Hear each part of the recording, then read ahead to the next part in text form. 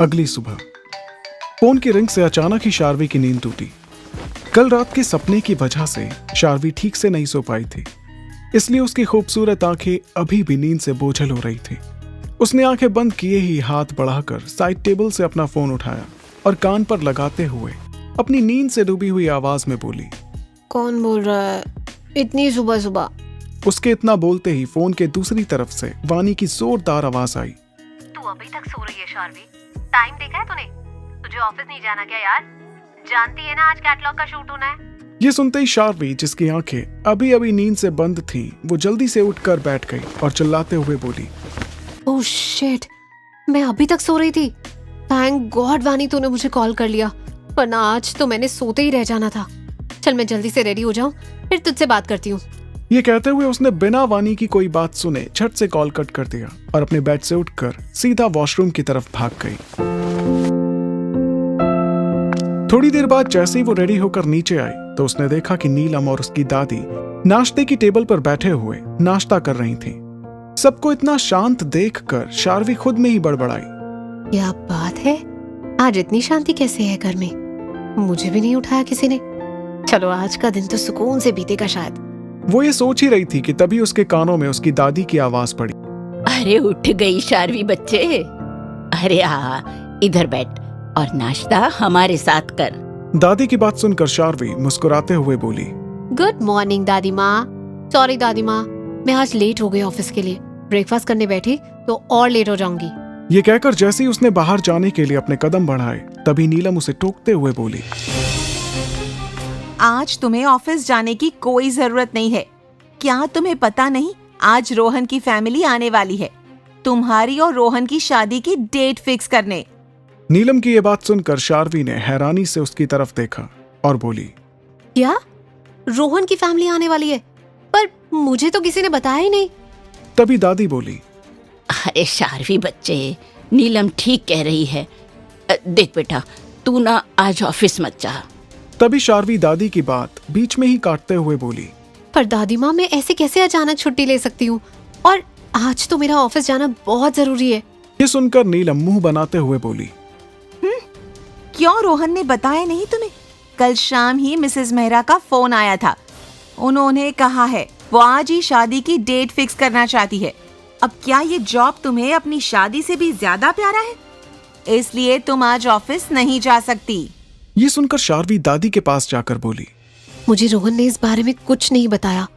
और प्लीज दादी माँ, आज मेरा ऑफिस जाना बहुत जरूरी है, और ज्यादा जरूरी नहीं होता तो मैं सच में नहीं जाती। आप तो समझिए दादी माँ। इस पर दादी एक गहरी सांस लेते हुए बोली, अरे ठीक है बेटा, अगर तेरा जाना इतना ही जरूरी है तो तू जा। पर बेटा, हो सके तो जल्दी वापस आना। दादी के इतना कहते ही शार्वी खुशी से झूमते हुए बोली, ओके दादी माँ, थैंक यू सो मच। ये कहकर उसने दादी को हक किया और जाने लगी। तभी दादी पीछे से चिल्लाते हुए बोली, अरे अरे अरे पर नाश्ता तो करती जा। ऑफिस में कर लूंगी दादी। ये भी ना हमेशा जल्दी में रहती है। ये कहते हुए शार्वी घर से बाहर निकल गई। घर से निकलकर वो एक टैक्सी में बैठी ही थी कि तभी उसका फोन फिर से रिंग हुआ। उसने फोन की स्क्रीन पर देखा तो रोहन का कॉल शो हो रहा था। फोन के पिक करते ही रोहन बोला, "Hey baby, कल रात तुम कहाँ थे? मेरा फोन भी पिक नहीं किया तुमने।" ये सुनते ही शार्वी को याद आया कि कल रात जब रोहन ने उसे कॉल किया था तो वो वानी के साथ क्लब गई हुई थी और फिर वहां से आकर आहान के बारे में सोचते सोचते ही वो सो गई थी और रोहन को कॉल बैक करना ही भूल गई थी। तभी रोहन की आवाज फिर से उसके कानों में पड़ी, तुम सुन रही हो ना? मैंने कुछ पूछा तुमसे और तुम हो कहाँ? डोंट टेल मी कि तुम आज भी ऑफिस जा रही हो। तुम्हें पता ही होगा ना कि आज मैं मॉम के साथ तुम्हारे घर आने वाला हूँ हमारी शादी की डेट फिक्स करने। ये सुनकर शादी जल्दी से बोली, सॉरी रोहन, आज मेरा ऑफिस जाना बहुत जरूरी है और मुझे जस्ट पता चला कि तुम आने वाले हो। मुझे पहले पता होता तो मैं कल ही ऑफिस से लीव ले लेती। शार्वी की ये बात सुनकर रोहन की गुस्से से भरी आवाज आई, तुम्हें पहले तो तब पता होता ना जब शार्वी तुम मेरा फोन पिक करती, पर तुम्हारे पास तो मुझसे बात करने का टाइम ही नहीं है। और अब तो तुम्हें पता है ना कि मेरी फैमिली हमारी शादी की बात करने तुम्हारे घर आने वाली है, तो कम से कम अब तो अपने ऑफिस का राग जपना बंद करो। उसकी गुस्से भरी आवाज सुनकर शार्वी हकलाते हुए बोली। वो रोहन, आज ऑफिस जाना।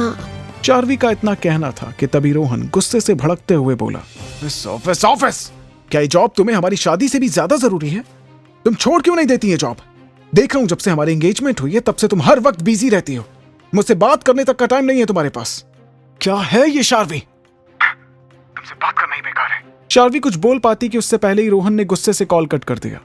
रोहन की गुस्से भरी बातें सुनकर शार्वी की आंखें भर आईं। वो अपनी आंखों की नमी साफ करते हुए मन ही मन में बोली, मेरी ही गलती है।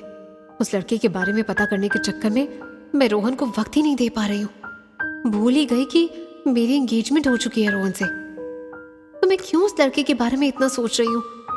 पर मैं रोहन को भी तो उसके बारे में नहीं बता सकती। पता नहीं वो मुझे समझेगा भी या नहीं। अभी तो वो मेरी जॉब को लेकर ही कितना गुस्सा है। अगर मैंने उसे उस रात की सच्चाई बताई तो कहीं वो मुझे ही गलत ना समझे। नहीं, अभी मैं रोहन को कुछ नहीं बता सकती। बस एक बार मुझे पता चल जाए उस रात कौन था और क्या हुआ था हमारे बीच, तभी मैं रोहन को सब बताऊंगी। होप सो कि वो मुझे समझेगा। शार्वी ये सब सोच ही रही थी कि तभी अचानक ही टैक्सी के रुकने से वो अपने ख्यालों से बाहर आई। क्या हुआ भैया, आपने रास्ते में टैक्सी क्यों रोक दी? इस पर टैक्सी वाला बोला, अब रोकी नहीं है मैडम, खुद ही रुक गई है। लगता है कुछ गड़बड़ी हुई है, मैं देखता हूँ अभी कि क्या गड़बड़ है। टैक्सी वाला टैक्सी से उतरकर चेक करने लगा। तभी शार्वी अपने हाथ की घड़ी की तरफ देखते हुए बोली, ओह गॉड, एक तो ऑलरेडी इतना लेट हो चुकी हूँ, अब ये टैक्सी भी, इसको भी अभी खराब होना था। वो टैक्सी से उतरते हुए बोली, कितना टाइम लगेगा भैया? इस पर टैक्सी वाला बोला, देख रहा हूँ मैडम, कुछ समझ नहीं आ रहा कि क्या प्रॉब्लम है। अब तो ठीक ही लग रहा है। मैडम लगता है आपको लेट हो रहा है।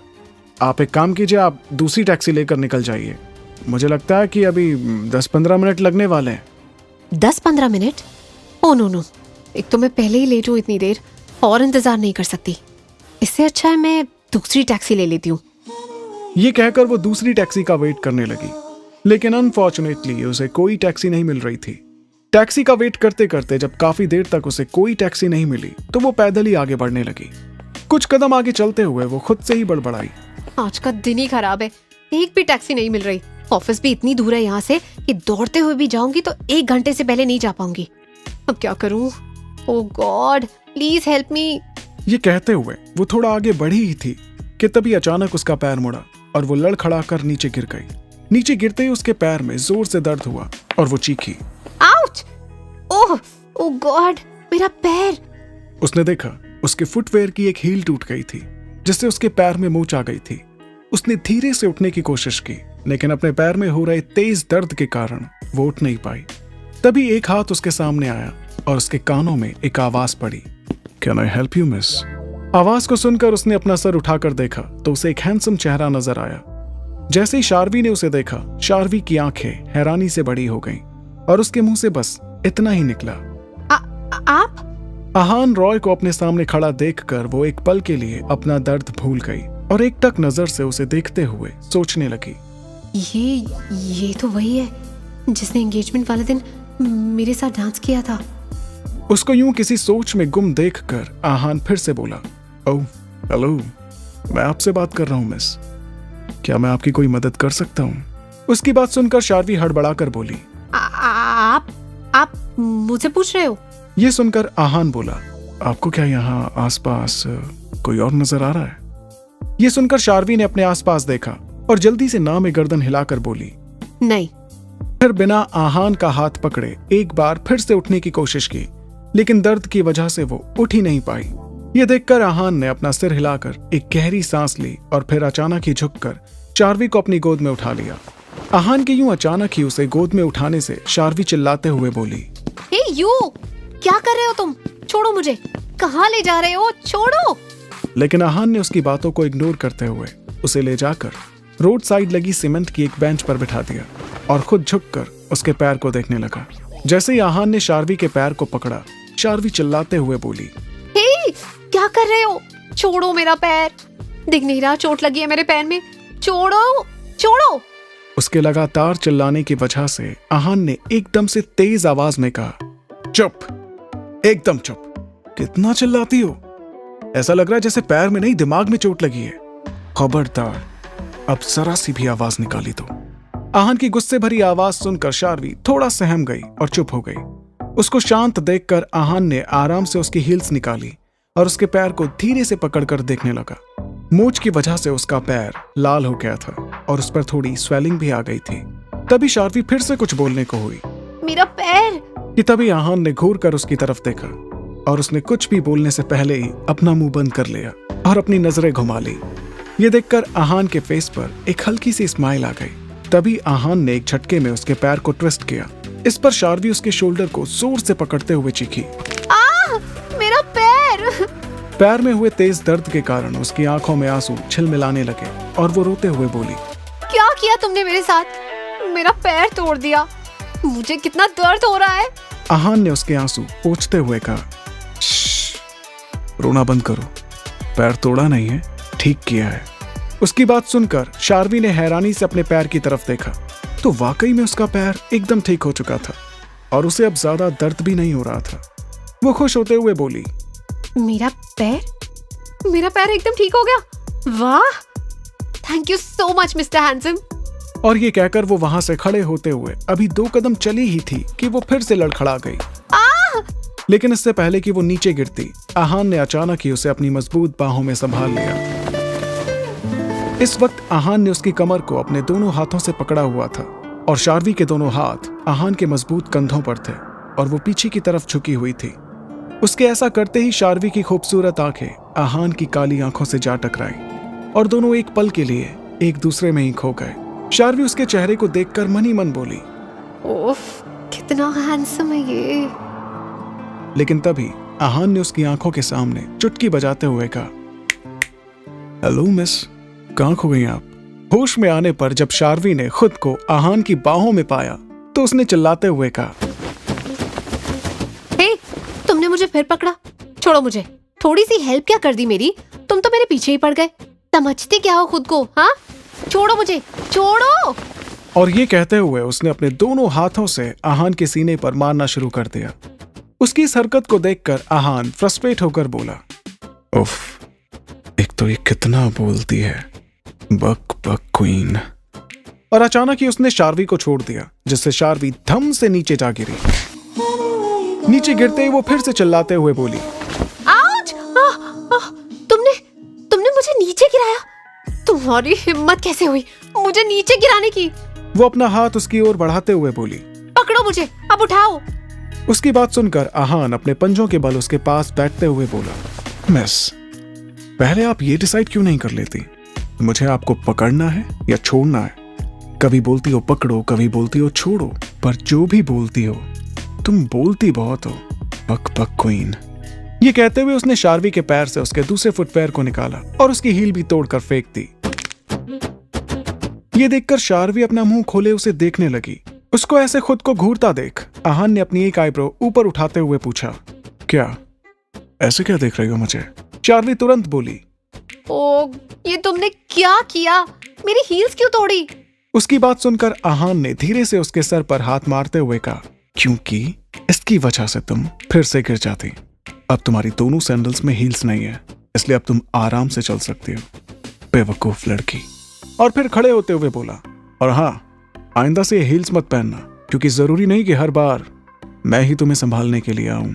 उसकी ये बात सुनकर शार्वी बड़बड़ाई, मतलब क्या है इसका कि मैं हर बार यूं ही गिरती फिरती रहूंगी? वो तो जरा आज का मेरा दिन ही खराब था। थोड़ी सी हेल्प क्या कर दी, खुद को कहीं का प्रिंस समझने लगा। अड़ोस कहीं का। हाँ? मिस्टर हैंडसम नहीं, मिस्टर एरोगेंट है ये। तभी आहान की आवाज उसके कानों में पड़ी, अगर मुझे कोसना बंद हो गया हो तो चले, या यहीं पड़े रहने का इरादा है आपका? वैसे मुझे तो ऑफिस के लिए लेट हो रहा है, तो मैं तो चलता हूँ। तभी शार्वी भी खड़े होते हुए बोली, हे रुको, तुम तो वही हो ना जिसने उस रात पार्टी में मेरे साथ डांस किया था? आहान ने उसकी बात को इग्नोर किया और अपनी कार की तरफ बढ़ते हुए बोला, वैसे अगर आपको कहीं जाना हो तो मैं आपको लिफ्ट दे सकता हूँ। ये सुनकर शार्वी जल्दी से बोली, नहीं, मुझे कहीं नहीं जाना आपके साथ, और वैसे भी मैं तो आपको जानती तक नहीं। ये सुनकर आहान मुस्कुराया और बोला, अभी तो आपने बोला कि मैंने उस रात आपके साथ डांस किया था, तो क्या इतनी वजह काफी नहीं है मेरे साथ जाने की?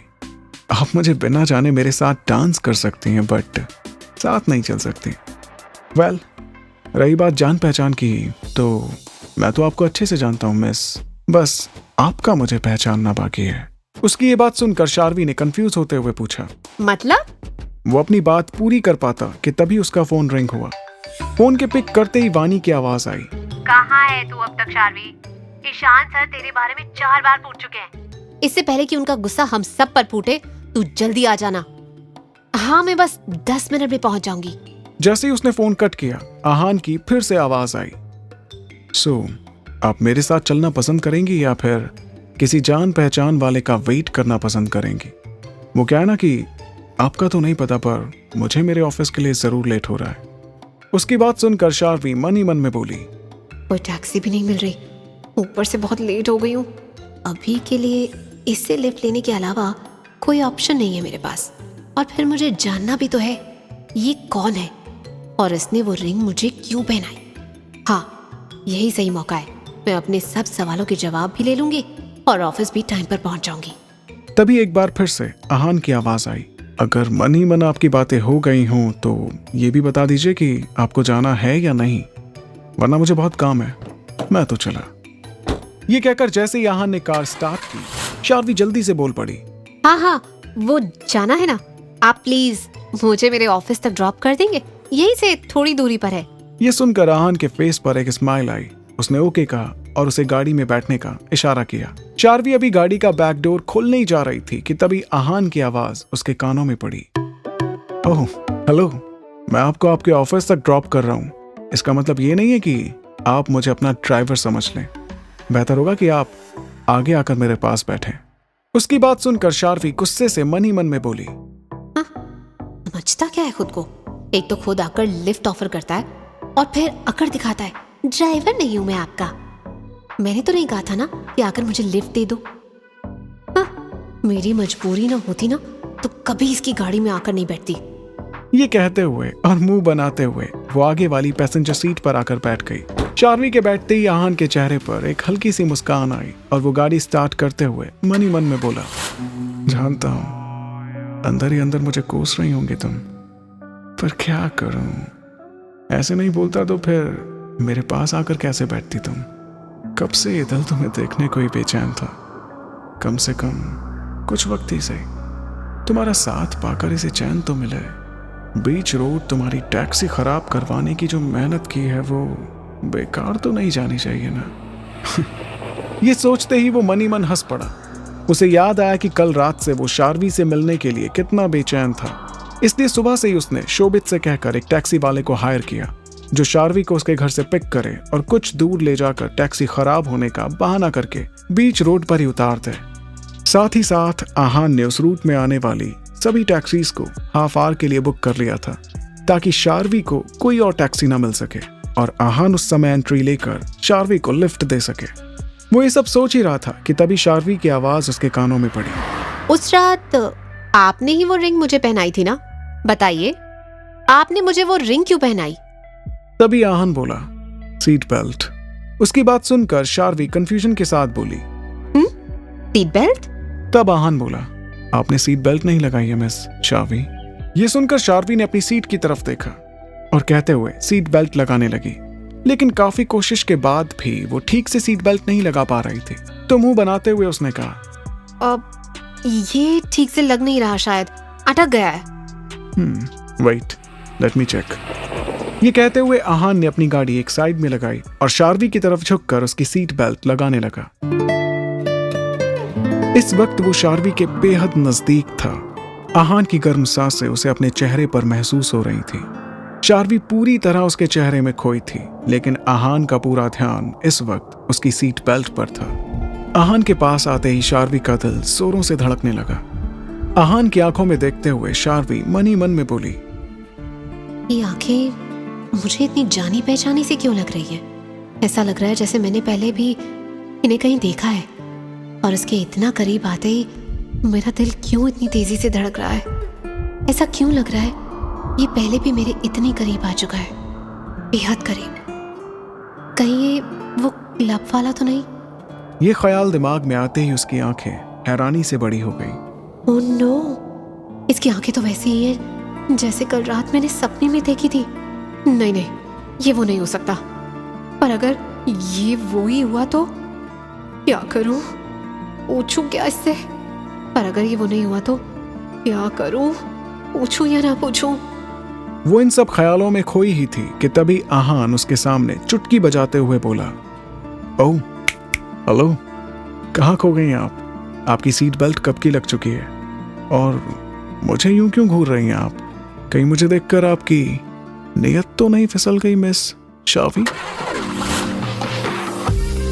ये कहकर आहान ने मुस्कुराते हुए गाड़ी स्टार्ट की। उसकी बात सुनकर शार्वी अपने ख्यालों से बाहर आई और चिढ़ते हुए बोली, व्हाट? मेरी क्यों नीयत खराब होगी आपको देखकर? मैं ऑलरेडी एंगेज्ड हूँ, और वैसे भी इतने भी हैंडसम नहीं है आप जो आपको देखकर मेरी नीयत खराब हो। हाँ। और फिर मन ही मन बोली, नहीं नहीं, ये वो क्लब वाला नहीं हो सकता। अगर होता तो अब तक खुद ही बता चुका होता। देखा नहीं खुद को कैसे भाव दे रहा है, जैसे कहीं का प्रिंस हो। अच्छा हुआ जो पूछा नहीं इससे, वरना ये तो पीछे ही पड़ जाता। हाँ, माना कि हैंडसम है बहुत, इसका मतलब ये थोड़ी है कि मेरी नीयत खराब होगी इसको देखकर। तभी आहान बोला, वैसे ये किस किताब में लिखा है कि जो लोग एंगेज होते हैं उनकी नीयत खराब नहीं हो सकती? नीयत है ये तो कभी भी फिसल सकती है, कब किस पर कुछ कह नहीं सकते। एंगेज होने की बात सुनकर शार्वी को रिंग के बारे में याद आया और वो जल्दी से बोली, आपने बताया नहीं, आपने वो रिंग मुझे क्यों पहनाई? बताइए मुझे। तभी आहान बोला, ऑफिस। ये कहते ही आहान ने अपनी कार रोक दी। शार्वी नासमझी से बोली, क्या ऑफिस? आहान बोला, आपका ऑफिस आ गया मिस। उसकी बात सुनकर शार्वी ने बाहर देखा तो उसकी कार उसके ऑफिस के बाहर खड़ी थी। वो जल्दी से बाहर निकलते हुए बोली, आपने मेरे सवाल का जवाब नहीं दिया। बताइए वो रिंग क्यों पहनाई? और मैंने तो आपको अपने ऑफिस का एड्रेस तक नहीं बताया था अभी, तो आपको कैसे पता चला मैं कहाँ जॉब करती हूँ? ये कहकर शार्वी सवालिया नजरों से उसे देखने लगी। तभी आहान बोला, थैंक यू। शार्वी हैरान होकर बोली, ये कैसा जवाब है? और आप थैंक यू क्यों बोल रहे हैं मुझे? इस पर आहान बोला, मैंने आपको थैंक यू बोला नहीं, बल्कि बताया है कि आपको नहीं लगता कि जब कोई आपकी हेल्प करे तो आपको उसे थैंक्स कहना चाहिए? मैंने आपको लिफ्ट दी तो बदले में आपको मुझे थैंक्स बोलना चाहिए था, और आप है कि बस सवाल पर सवाल किए जा रही हैं। उसकी बात सुनकर शार्वी बुरी तरह चढ़ गई और मुंह बनाते हुए बोली, थैंक यू, पर वो इससे आगे कुछ बोल पाती कि तभी एक बार फिर उसका फोन रिंग किया और उसने फोन उठाकर कहा, हाँ वानी, मैं पहुंच गई, ऑफिस के बाहर ही हूँ। ये कहकर उसने कॉल कट किया। और इससे पहले कि वो पलटकर आहान से कुछ पूछ पाती कि उससे पहले ही आहान अपनी कार लेकर वहां से निकल चुका था। ये देखकर वो गुस्से में पैर पटकते हुए बोली, इतनी देर साथ भी रहा और मेरे सवाल का जवाब भी नहीं दिया, उल्टा मुझे ही बातों में फंसा गया। अगली बार मिला ना तो बताऊंगी इसको तो, अकड़ू खड़ूस घमंडी कहीं का। तभी वो अपने सर पर हाथ मारते हुए बोली, ओह शिट, मैं तो उस मिस्टर एरोगेंट का नाम पूछना ही भूल गई। ये कहते हुए वो मुड़कर ऑफिस के एंट्रेंस की तरफ चली गई, जहां पर वानी और उसका बॉस उसका इंतजार कर रहे थे, क्योंकि आज शार्वी के गुस्सैल बॉस से उसकी डांट पड़ना तय था।